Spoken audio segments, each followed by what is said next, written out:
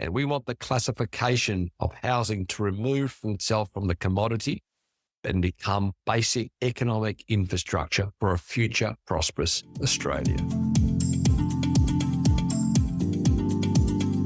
Are you interested in housing as economic infrastructure?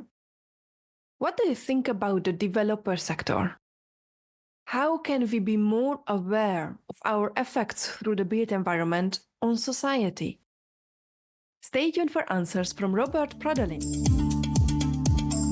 What is the future for cities? Do you want to learn more about them? Do you want to know how others think about them? Do you want to be part of the conversation? Then this is the right place. Welcome to What is the Future for Cities podcast. Today I will interview Robert Pradolin, Director of Housing All Australians. We will talk about his vision for the future of cities, capitalism versus caring for the vulnerable, housing affordability, and many more. So let's start with a proper introduction. Robert Pradolin boasts over 40 years in the property industry, significantly shaping Australia's housing landscape. His career highlights include an 18-year role as General Manager at Frasers Property Australia, where he focused on creating sustainable, people-centered communities. Currently, Robert serves as Executive Director of Housing All Australians, a for-purpose organization advocating for innovative housing solutions to address the national crisis.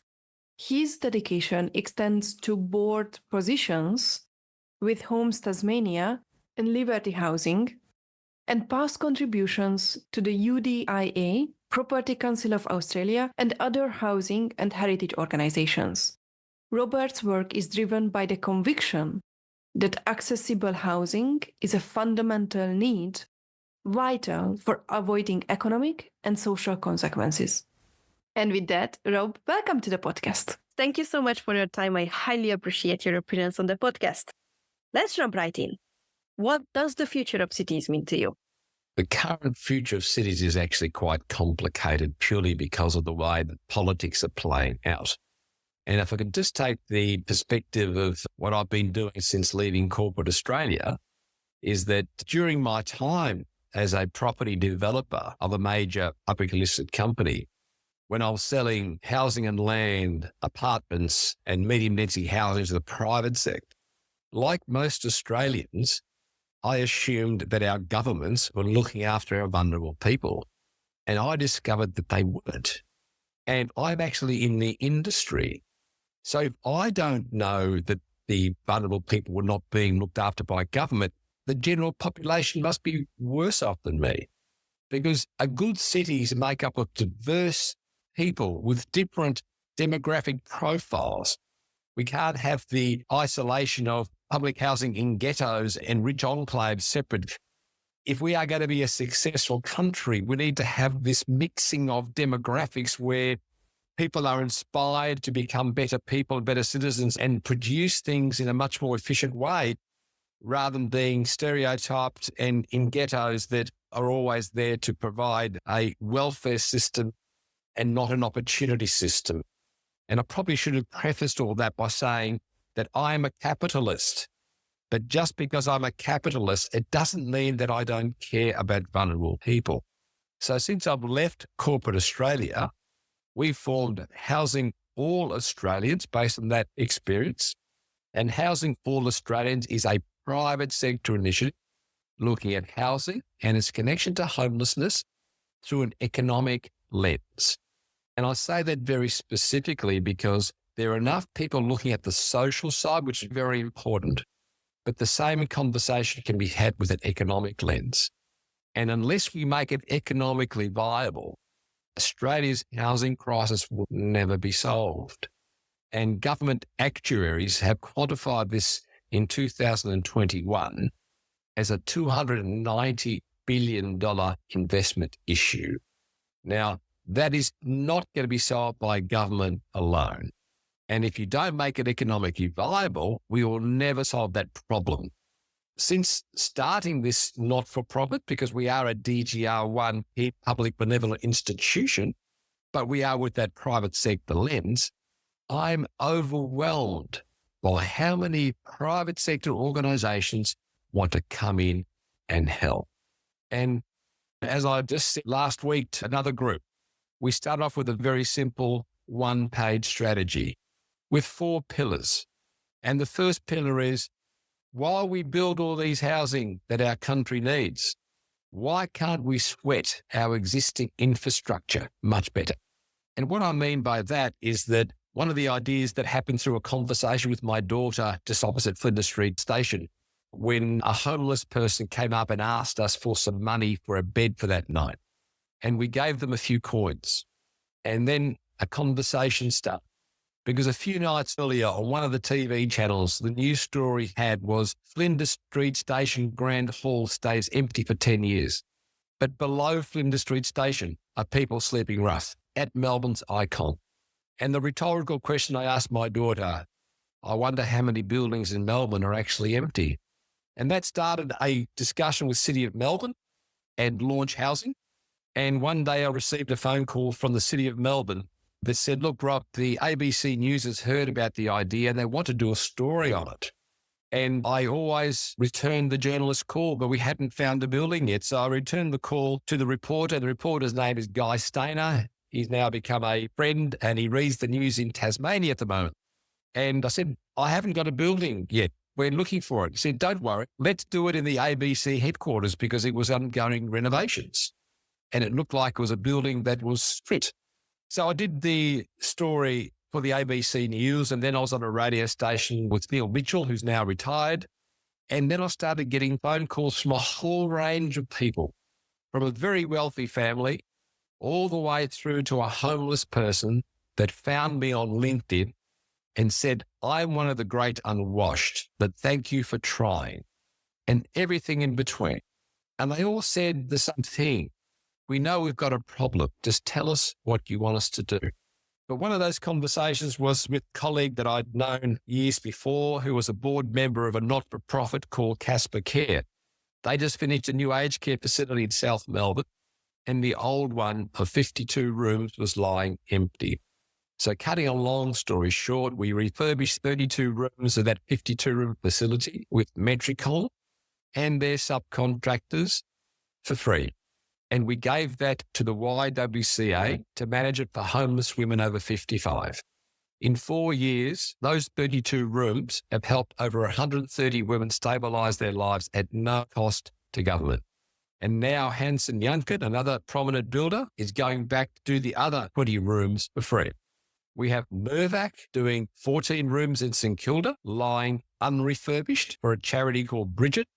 We've got CoBuild that's refurbishing an old convent that is owned by Mercy Health in Sandringham. And Mercy Health bought the convent because it's part of the future hospital expansion, but it'd been lying empty. So we've signed a 5-year lease for $1. We're going to refurbish it and give it to a charity called Bridget that wants to look after young kids. And the last example I use in Melbourne is that we've got a value-aligned builder called Better Living Group. Their whole staff came down and we refurbished 31 empty apartments in South Melbourne. And the cost of that would have been estimated as over $700,000 to $800,000. And we did it with $30,000. And the private sector across the country, because we are now in every state and territory except the Northern Territory, the private sector actually wants to help vulnerable Australians, but we're not prepared to wait for government anymore because for government, it's all about how many votes. And we are just not prepared to wait for it. So look, in a convoluted, long-winded way, my answer to your question is that society is built on an eclectic demographic spread that allows Australians to become and continue to become citizens of the world. My parents were from Italy. A lot of immigrants came to this country. We've now got a very diverse Asian, Italian, Greek, very eclectic mix of population. That is the Australian culture that I've learned to love. And now that I've learned what I didn't know in the housing and homeless front, I want to make sure that our grandchildren have that same experience. So it's a long answer to your question, but I think it's something that we all need to get behind because this housing crisis is not actually government's problem. It's our collective problem, and that includes business. Before we move on, Could you explain to us what do you mean by the term city? Again, from my perspective, a city is the central hub where you've got a lot of commercial offices and high-rise residential. That's a very contained word of city, but some people talk about cities being the broader footprint, which includes the outer suburb. From my perspective, city means the inner workings of a state where the densification is actually quite high, and you've got basically workers coming in during the day and then effectively going out, albeit now we've got residents living in the cities too, which I think makes it a much more interesting and lively place to be. So that's probably my definition of what I term to be a city. Did this definition change during COVID? Because we saw that the CBD was basically deserted because people were not going into the offices. Did this term change for you during COVID? No, it didn't change for me during COVID other than the city was something that you, as you said, seemed more like an area that was actually isolated. It didn't change my definition. I think our behaviours changed in that we started to realise that, especially from my perspective and many others I've spoken to, that life is a bit more precious than what we thought. And that living in an environment which is more regional might be more appealing to us. And then working from home has changed the whole dynamic. It'll never get back to what it was. It's accelerated the evolution of us working from home and doing that blended hybrid mix. I don't think it changed my definition of a city, but it definitely changed my perspective on life and what's important. And I assume that this change, this behavior change, also ties into your better utilizing the existing infrastructure. For example, offices are empty in the CBD because companies don't need that much space because of people working from home. However, Ted Bellew talked about reusing these spaces as, for example, apartments. The office renovation and retrofitting is very hard, according to Tan, who talked about this in episode 182. What do you think is needed for these transformation retrofitting to happen? Because I assume also that these places could be used as apartments for housing for people. Look, the answer is yes. And Ted and I have had many discussions over the years about housing and its connection to homelessness. And some people, I've read some reports recently where they're saying that the existing office buildings can be converted to affordable housing for our homeless people. It'll never happen because the highest and best use is for an upmarket expensive apartment, because no one's going to sell their apartment for affordable housing that's not economically viable without a subsidy. So we have to be realistic. And yes, some of these empty office buildings that are B and C grade could be converted if their footprint allows it to spacious apartments. But let's be very clear, that is still for the people that are considered to be wealthy. Our cities are lacking key worker housing. The people that actually serve community in terms of teachers, nurses, policemen, even the barista, they come from a lot further out, and yet they're the ones that actually provide the vibrancy of a city that we actually love. And the last time, and I put it to your listeners, when you went to get your last coffee in the city of Melbourne, for argument's sake, did you really ask the barista how far they had to travel to come there? We don't really care, do we? Yet, if they have to live 2 hours away to come in, one, there's greenhouse gases, there's their time. We need to start factoring all the externalities to really understand what the true cost of that person is. And I think you will find that it's in our city's self-interest to start to create affordable housing for workers within close proximity to where they work, because we get a better city out of it. And I've spoken to companies all around Australia. The current affordability crisis is now impacting our productivity because businesses cannot find workers close enough to secure their services because the housing is so expensive to rent. In terms of the city, it's that mix of diversity of housing types and at price points, both from a rental perspective and purchase perspective. But again, going back to the office building, yes, increasing supply always helps put a slight downward pressure on pricing. But this is going to take 30 to 40 years to fix because it's taken 30 to 40 years to get to this point. We need to make sure that we have a long-term housing strategy that allows this diverse workforce to live in close proximity to where their services are needed by our society. Why do you think now is this change from industry? And I will acknowledge that this is an assumption from myself, that the development industry hasn't been really interested in this housing affordability problem for a long time.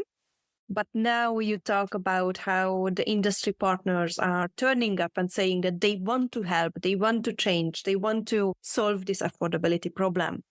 First question, is this a correct assumption that there was a shift in the industry? And second, if yes, why now? My answer to that question is no, actually. Having been in the industry my whole career, I've always been interested in affordability. And so is the general market, because if your product, and I'll term the product, whether it's house, land, or apartment, if your product is not affordable, you won't be successful. So we've been selling things that people are buying and assuming that we're okay. I go back to where I started. I didn't know that governments would look after vulnerable people and that we were polarizing society with the haves and have-nots. I was not aware of it. When I became aware of it, myself and others have now tried to take action. I'm now engaging other people in the industry that didn't know this was happening, because if you really sit back and look at it objectively, this has been happening for 30 years. We've normalized things, and once you normalize things, you get used to them. And again, I'll ask your listeners to think about this. Homelessness once upon a time didn't exist. Then it hit the papers. Now it's increased so much that we're so used to it that it becomes part of our business as usual. Until you start to learn about what you don't know and be aware of it, you don't think about changing it. So I'm not surprised that the industry now say, hey, we've now become aware of this very blatantly, because, to be quite blunt, our restaurant that was open last year is now closed because they can't find workers to fill it. It's now affecting us personally. And self-interest is always interesting, because as soon as it hits you in some way, shape or form, you start to look at things differently. I don't think the industry has just woken up. It's actually been made aware that things were not as they seemed. And that we've got fundamental structural problems where there's no quick fix. And if I can pose this question, we always rely on governments to actually fix things. Governments from both persuasions have never looked at that demographic trend, where their job is to use the levers of government and regulation to ensure the market delivers the housing supply a country needs.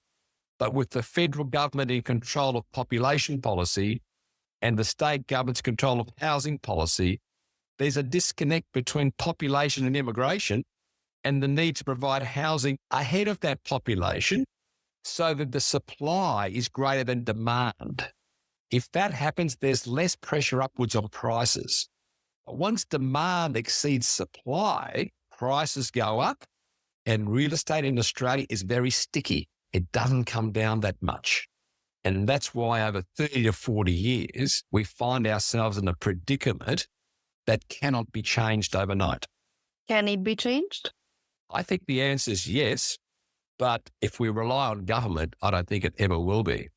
And why I say that, we have to recognise that our political system puts governments, whether they're state or federal, into either 4 or 3-year terms respectively.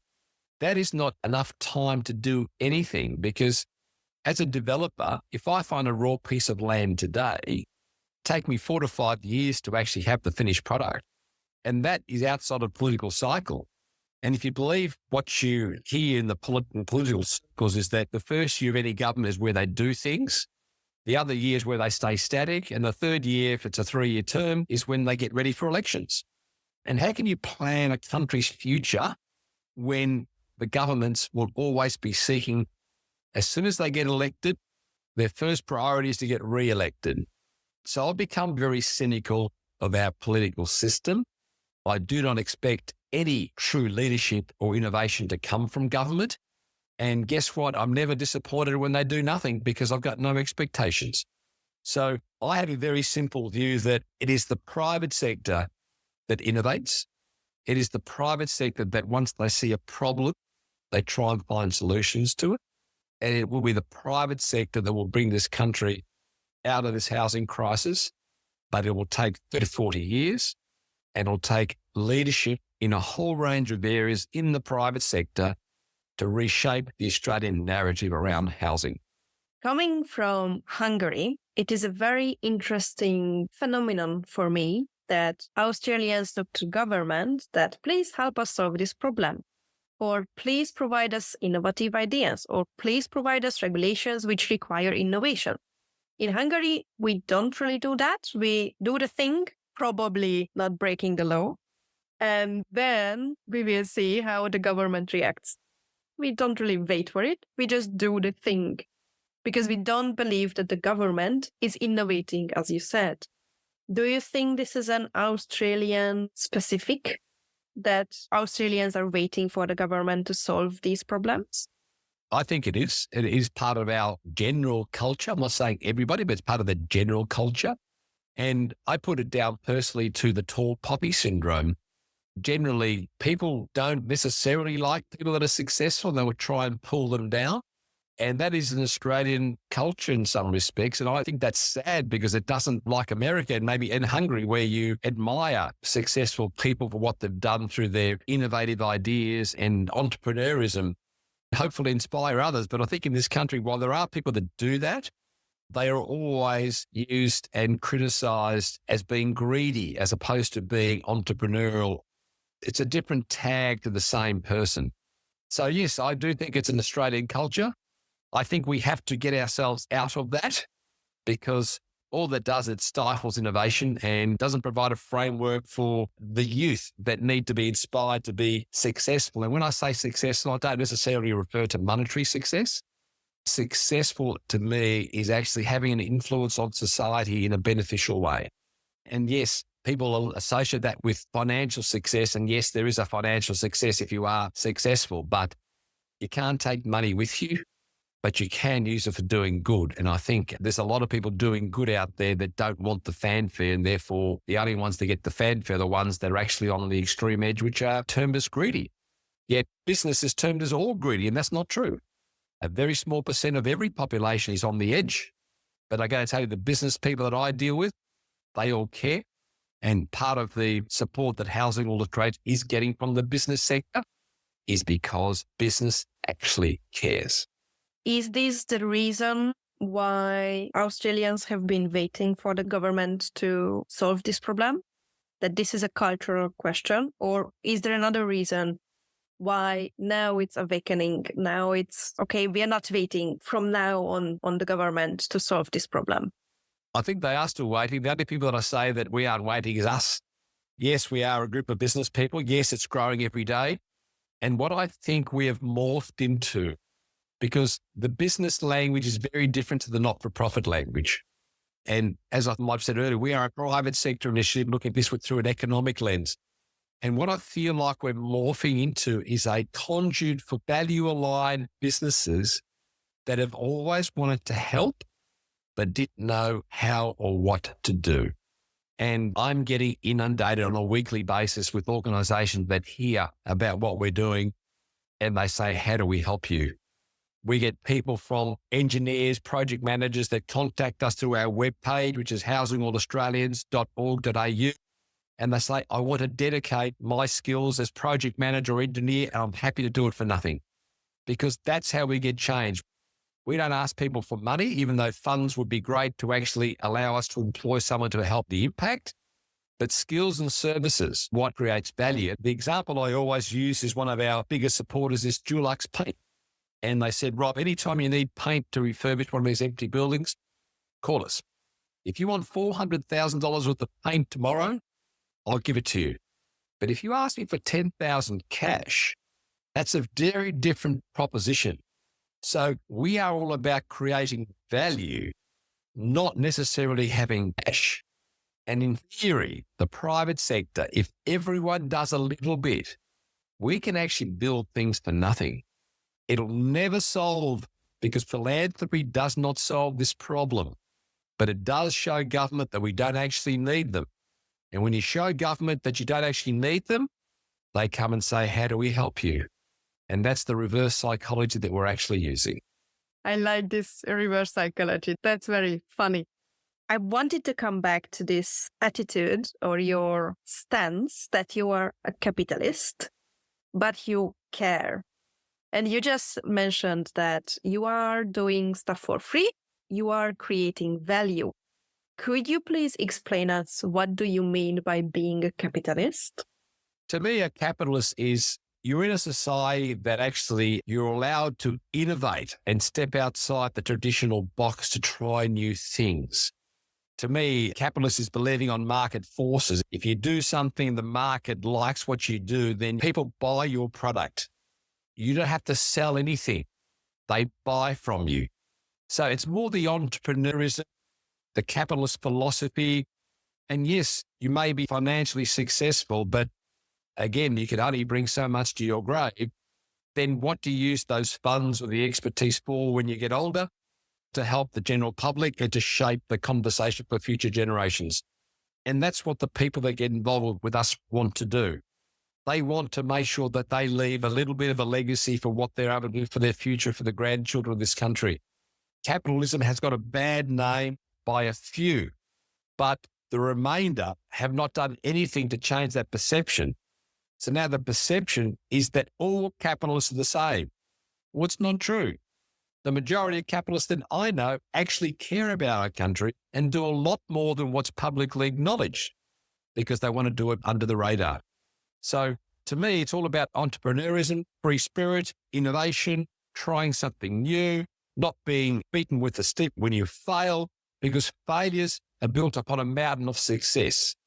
And my only rule is just don't do the same mistake twice. Like the ancient Romans, learn from your mistakes. That's awesome.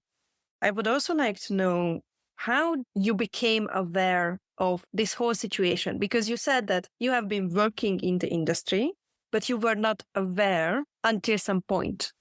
Yeah. What happened? And again, all these things happen over a wide-ranging period of time. I remember I'm very involved with Melbourne University, even though I'm a Monash graduate. And I was involved with a program called Transforming Housing. And as part of that, they had speakers come from America. And I distinctly remember one of those watershed moments was when a financier from New York came over to talk about affordable and key worker housing. And his name was Mark Jar. That's how much it stuck in my mind because I could still visualize the moment now. And he said to the audience, he said, we see key worker housing as infrastructure for New York. A light bulb went on in my head. Stop talking about housing. This is economic infrastructure for a prosperous country. Without having the fundamental need of an individual human being met, which is food and shelter, you cannot become a productive citizen of society.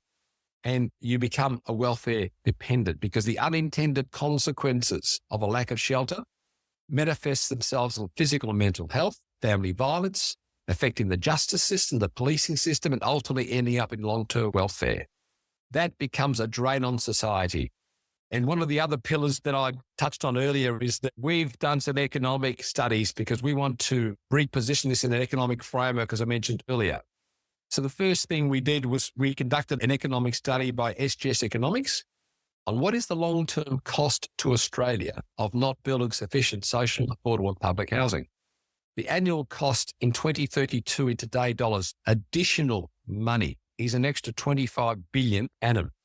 And with the current blowouts of costing of NDIS and all the other stuff, as a father, I'm concerned that in 2032, taxpayers will not be able to afford the additional 25 billion and growing. And what happens? Our values get watered down because we can't afford to look after vulnerable people. So in my view, we are heading on a trajectory of a lose scenario, wherein by 2032, we may not be comfortable walking down the streets. America, San Francisco, and LA never had homelessness. Now, 74,000 people sleep on the streets. We do not want to become America. The only little anecdote that I learned through that discussion with Launch House in the city of Melbourne, when we did the first pop-up shelter in Melbourne where the YWCA looked after vulnerable women over 50. As a man, I didn't know that women over 50 were the fastest growing cohort of homeless in Australia. I was ashamed. And many people still do not know that fact, that women are sleeping in cars.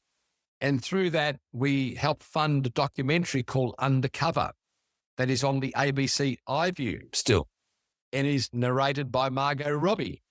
And it's all about the stories of women over 50 that find themselves homeless. And they look like your mother, your daughter, your sister, or someone that you know. So through these little learning experiences, I learned what I did not know. And once I learned what I did not know, I could not forget it. And there are people now saying, how do we try and change it? Part of our objective is to create respectful unrest by educating people about what they don't know.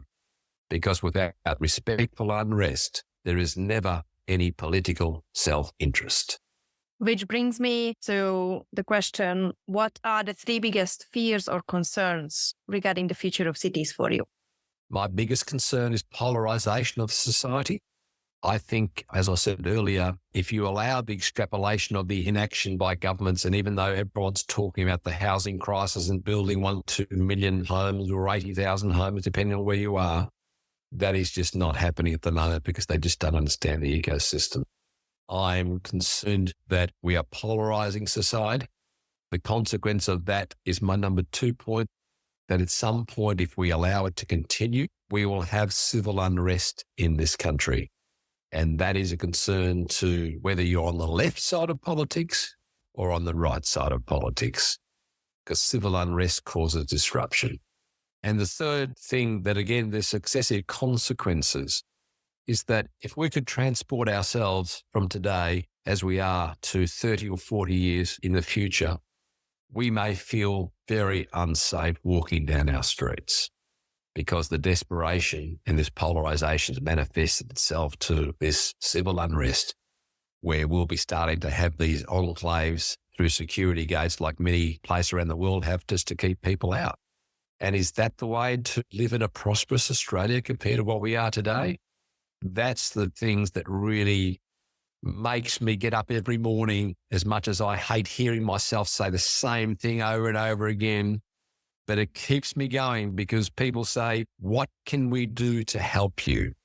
And this is a grass-led business movement of value-aligned organisations that want to reshape this housing conversation so that all Australians have a roof over their head, so therefore they can become, hopefully, productive citizens that contribute to a future Australia. And we want the classification of housing to remove itself from the commodity and become basic economic infrastructure for a future prosperous Australia.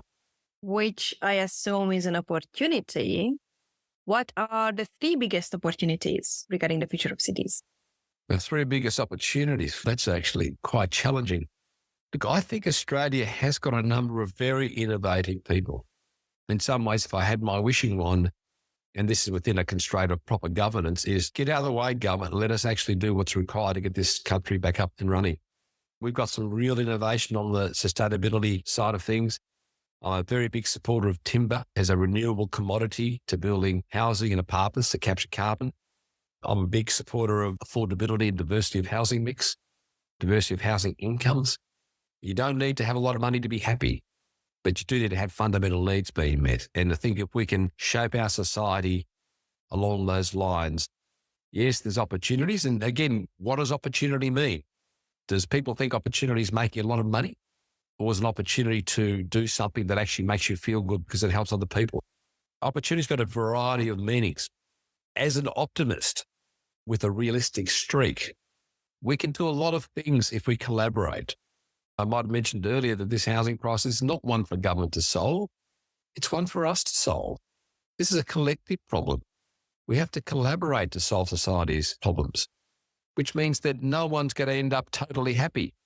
But we're happy enough to live with the consequences and let's move on together. For me, satisfaction comes from working with people and feeling satisfied at the end of the day that we've achieved something, whatever that something is. So I think life is always full of opportunity. as long as you're not stifled by restrictive processes that do not encourage thinking outside the box, that encourage the tall poppy syndrome from continuing. We should flip that into encouraging people to explore new ideas. You never fail until you stop trying something, and failures are just a backward-looking experience before success actually happens. I always think there's a lot of opportunity, especially in this country here. My parents are immigrants. They came over for a new life. I really appreciate them taking the risk to come to a country without actually speaking the language. Their children were all educated in universities, and I thank the process for that.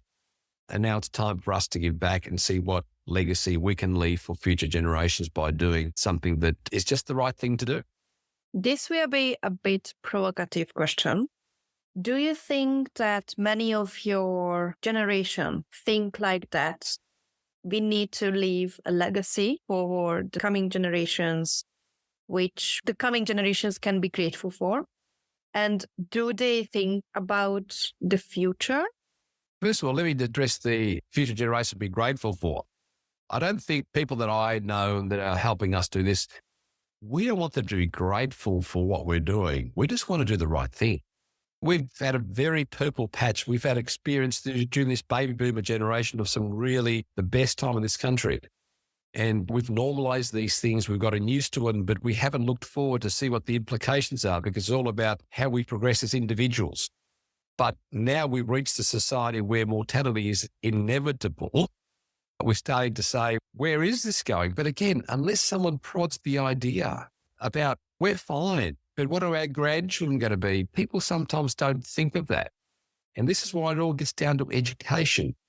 This is why when you approach me to be part of it, this is part of an education process where some of your listeners will be starting to think it a bit differently. Oh, I hadn't thought of that, or I didn't know that. And they start to talk.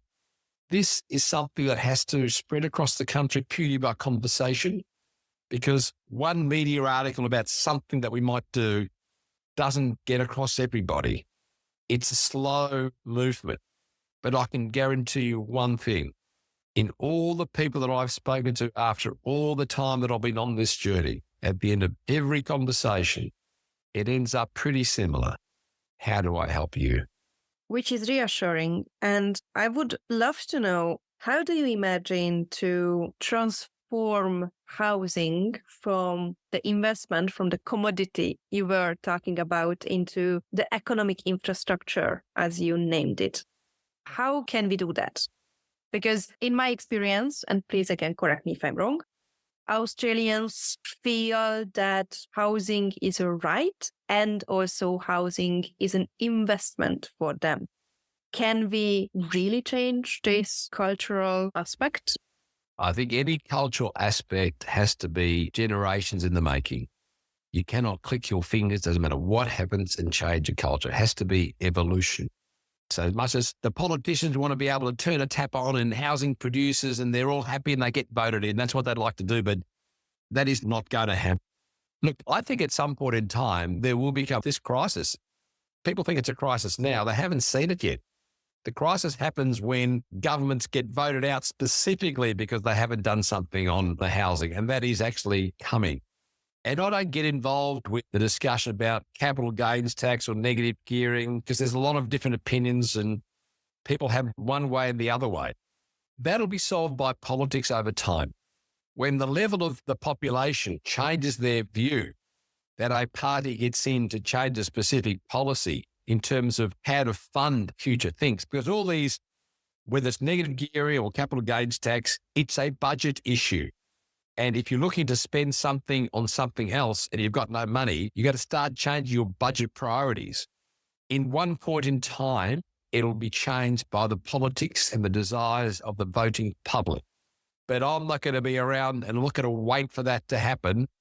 We've got to changing things within the current paradigm in a way, using your term, where you'll always do it in a legal way, but you're pushing the boundary to get change. Because I've found over my life that unless you push boundaries, nothing happens. And you got to go on the edge sometimes to actually do this. But as soon as you get over it, then things start to change, because as a general rule, people hate change because they don't know the answer. And again, getting back to politics, no politician will want to go down a route unless they know what the answer is before they give them the question. So we've got to be realistic. And yes, we can bang the table and say we need this change or that change, but it'll never happen until it suits their political self-interest. So what does that mean? Does that mean we do nothing now? Of course not. We just don't rely on them. And we just do what we need to do. And we refurbish as far as Housing All Australians, because empty buildings sitting empty while they're waiting for the next development cycle. And I think there's thousands of empty buildings out there. And again, we're going through a housing crisis when the building industry is imploding and builders are going broke and costs are blowing out. So does that mean we don't build houses? No, we build them. We have to acknowledge it's going to take longer and probably going to cost more. Okay. But what are we doing right now? We believe we should be sweating our existing infrastructure. The empty buildings are one form. The other form that I'd like your listeners to think about, because I am raising this with our federal politicians to think about, is we've got 13 million empty bedrooms out in this country that are already physically built. And being the baby boomer generation, there are most probably very good locations where the mother or father or the single parent, depending on the age, is living in a very well-located home. The kids are gone, they've got the empty bedrooms. And yet, under the current tax policy, if I'm on a pension, living in a well-established suburb, if I take in a boarder, I lose my pension. And their accountant says, don't do it because you lose your pension. The income doesn't make it up.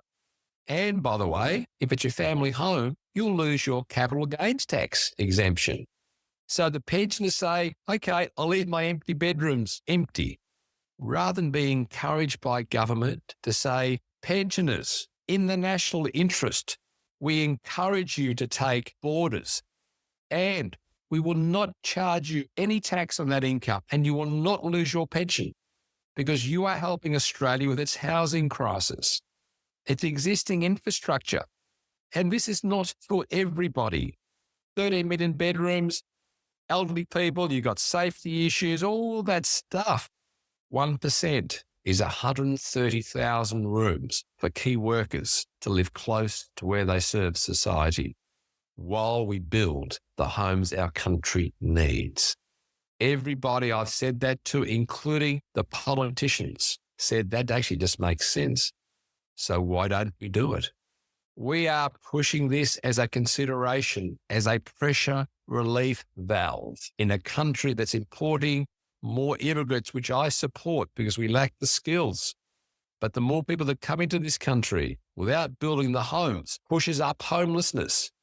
And it's going to get worse before it gets better. Let's use our existing infrastructure and encourage Australians to take in boarders because that'll reduce the downward pressure on pricing. To me, these sort of things are so obvious. And maybe it's because I come with a property lens that I can understand the ecosystem, but doing nothing is just not an option. And if any of your listeners have ideas or wish to be involved or participate, info@housingallaustralians.org.au. Please reach out. We might take a while to get back because we're all volunteers, but this country will not be changed by waiting for our politicians. It'll be changed by us collectively by taking respectful action. What is your role in establishing the future of cities? I don't want to use the word activist because that doesn't really reflect, or the perception of activists is something different. But in my life, on reflection, there's 3 words that I believe summarize probably few people, not just me, is always be curious and ask the question, why and why not?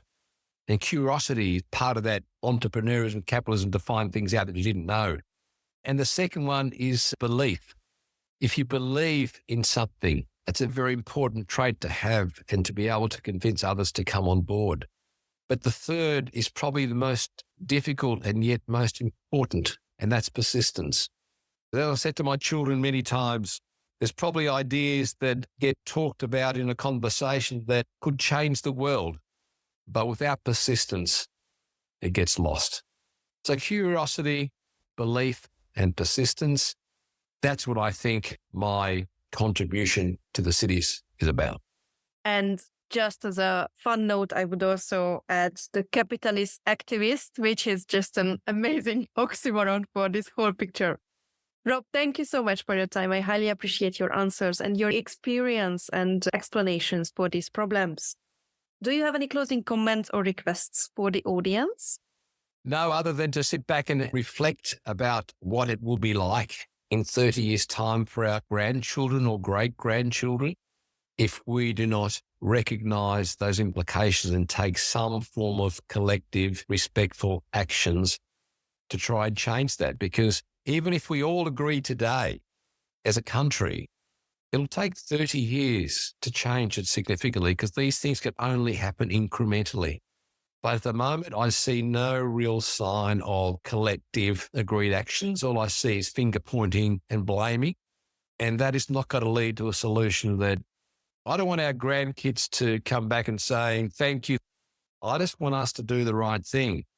And we've all been beneficiaries of a climate in this country that hasn't really had war per se, putting aside what's happening overseas.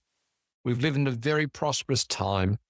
And I think the future of our grandchildren should deserve the same opportunity as what we've had. But I don't think that's going to happen unless we do something. Thank you so much, Rob.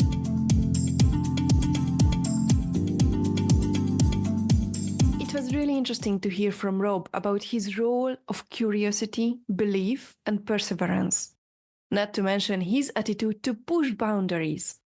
Oliver Stoltz talked about people rattling the cages for change in episode 194. You can find out more about Rob online. All the links are in the show notes. What was the most interesting part for you?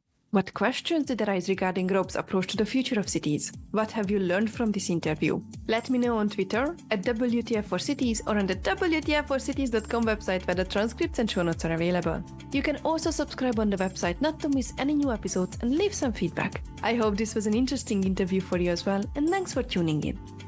What is the Future for Cities podcast?